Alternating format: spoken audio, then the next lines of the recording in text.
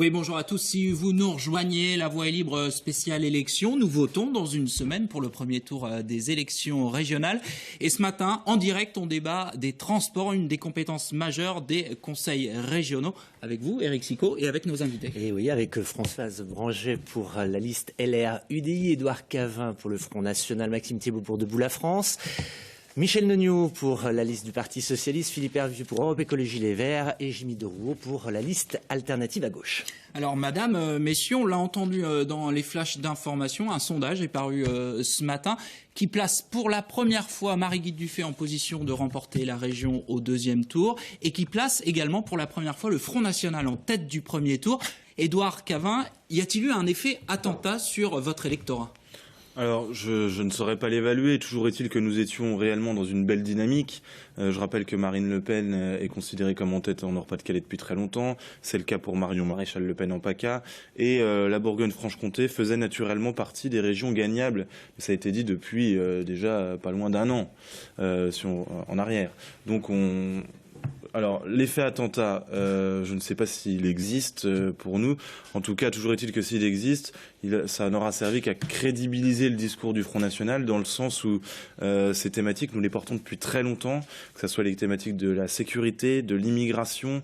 Donc, évidemment, les électeurs se retrouvent dans ces thématiques qui sont aujourd'hui mises à jour avec les tragiques événements que nous avons connus.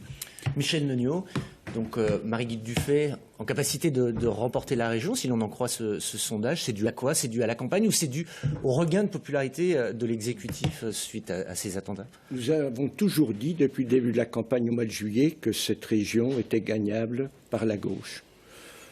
Bon, vu les incertitudes de ce sondage, on est à 4 points près. Hein. On est encore dans la marge d'erreur. On est dans la marge d'erreur. Mais nous pensons que la gauche va gagner ces élections parce qu'elle a un projet crédible. Elle est la seule à avoir vraiment travaillé à un projet et à une logique, un dessein pour la Bourgogne-Franche-Comté.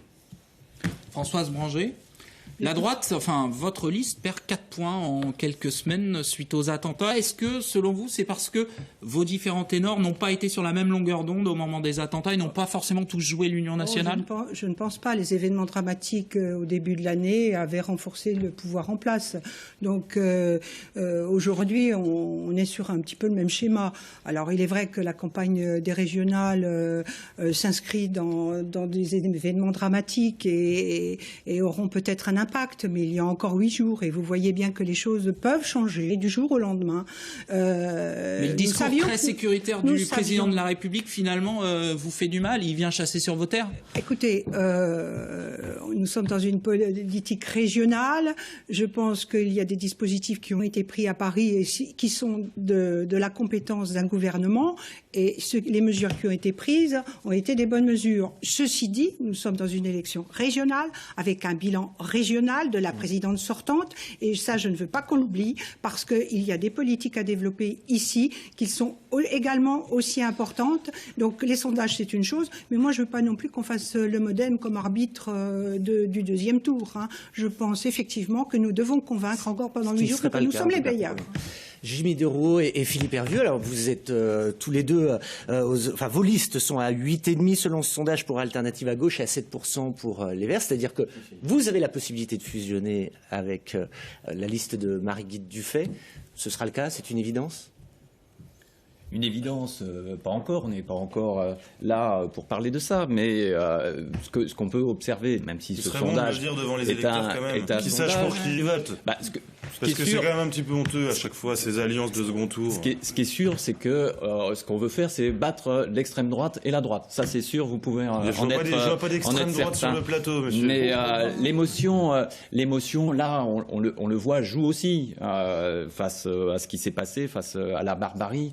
Le rappel des valeurs républicaines montre que quand la gauche qui ne renonce pas rappelle ces valeurs, on peut gagner. Alors c'est sûr, le PS ne gagnera pas tout seul, elle aura besoin d'autres sensibilités et notre score au premier tour, le score de l'alternative à gauche, permettra cette capacité de battre la droite.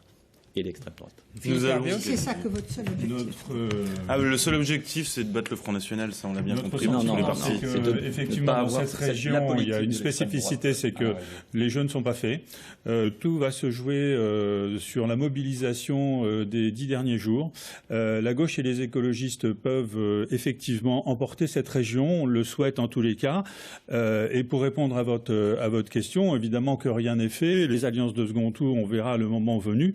Mais en ce qui nous concerne, effectivement, nous aurons un certain nombre d'exigences et qu'il y aura pas d'alliance comme ça toute faite et pré-convenue. On souhaite avoir un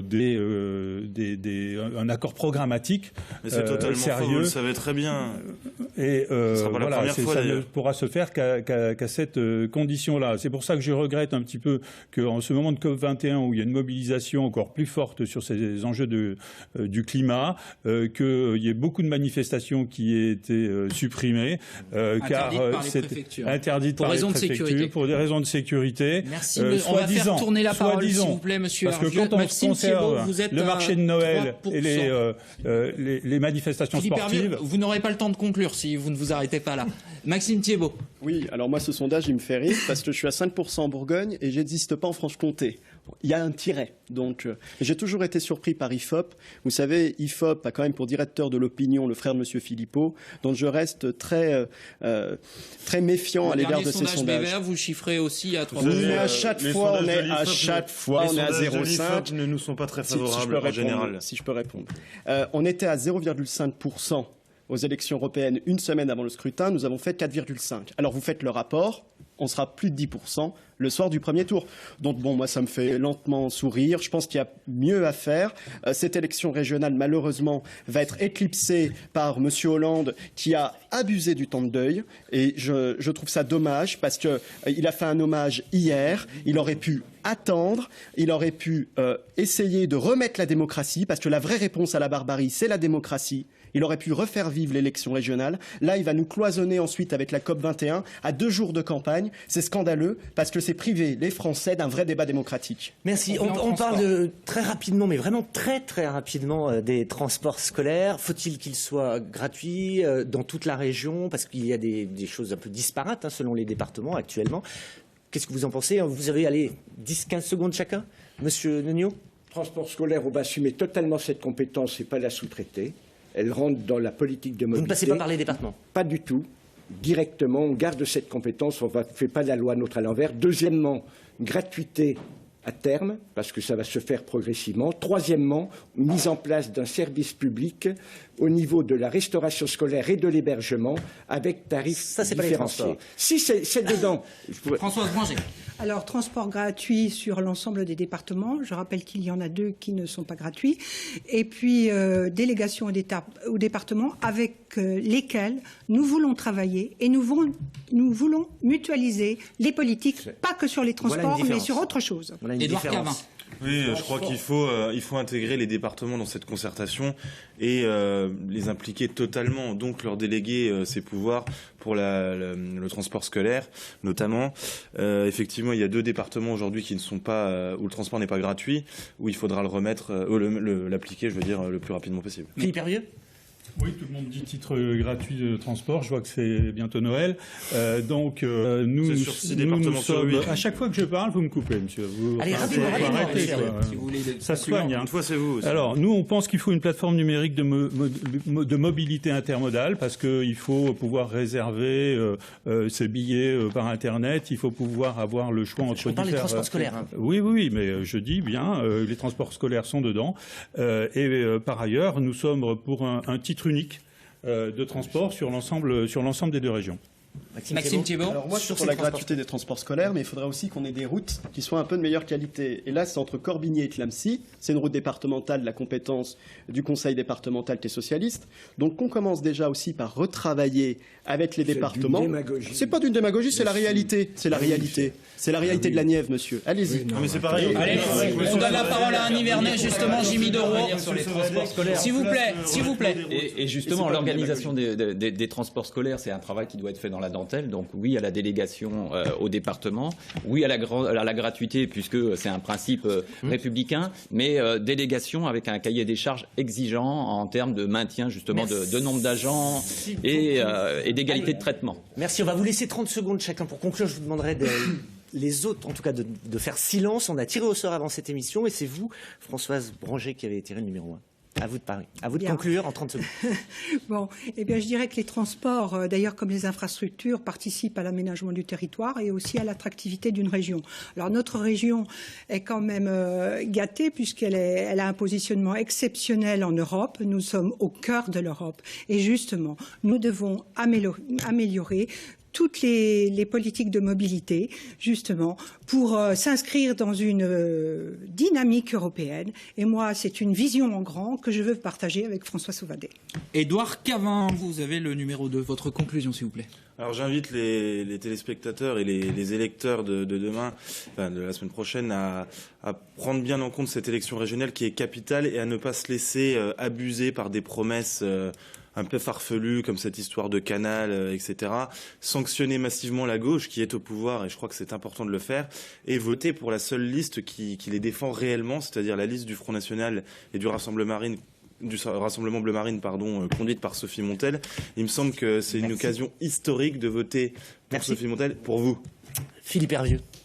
Oui, les transports, c'est un enjeu crucial pour la nouvelle grande région parce que nous avons une région qui est très vaste, peu dense, avec une multipolarité, une bipolarité des capitales et plusieurs petites villes. Donc la question des transports, et si on veut renforcer le sentiment d'appartenance à cette région, il va falloir encore renforcer plus les transports, l'intermodalité, l'intermobilité et les lignes. Cependant, il faut faire des choix financiers. Il faut faire des choix financiers. Aujourd'hui, quand j'entends le Grand Canal, quand j'entends les aéroports, etc., il faut faire des choix financiers. Les choix financiers, c'est effectivement le transport du quotidien. 30 secondes. Oui, vous savez, si je m'engage à 24 ans, c'est parce que j'ai pas envie, à l'âge de mes parents, de vivre dans un pays du tiers-monde. Et aujourd'hui, depuis 30 ans, notre pays a totalement été abandonné par le PS et l'UMP. La région, c'est le moment de pouvoir relancer un peu cette dynamique par l'économie, par le tourisme, le transport, naturellement. Le ferroviaire est digne des années 80, c'est une honte. Et moi, mon objectif, c'est d'offrir une alternative au système politique que l'on connaît actuellement et aux extrêmes qui, malheureusement, nous amènent droit dans le mur. Michel Nognaud, vous avez 30 secondes pour conclure. La situation actuelle nous appelle à de la responsabilité et nous appelons fortement à une forte mobilisation pour le vote.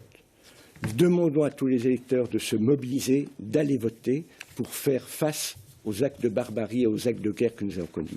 Pour ce qui concerne notre programme, il est disponible. Le voilà, sur notre région d'avance. Et il y a beaucoup d'éléments que nous n'avons pas pu dire, vu le débat à 5 qui est quand même relativement compliqué, qui se retrouvent dans ce programme. Dernier candidat à conclure, Jimmy Derouault, s'il vous plaît. Oui, cette émission a montré l'immensité des besoins en matière de transport, des besoins à satisfaire. Et tout cela, ça coûte cher.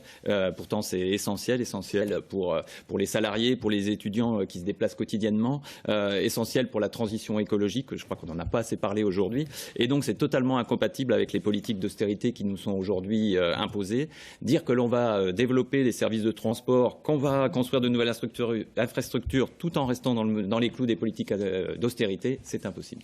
Merci à tous les 6 d'avoir participé à ce débat. Nouveau débat, nouvelle émission cet après-midi. Ce sera avec vous, Eric. On se retrouvera en direct à partir de 15h20. On parlera justement d'environnement, de politique agricole et de politique énergétique. C'est donc à 15h20. Bon après-midi. À tout à l'heure. À tout à l'heure.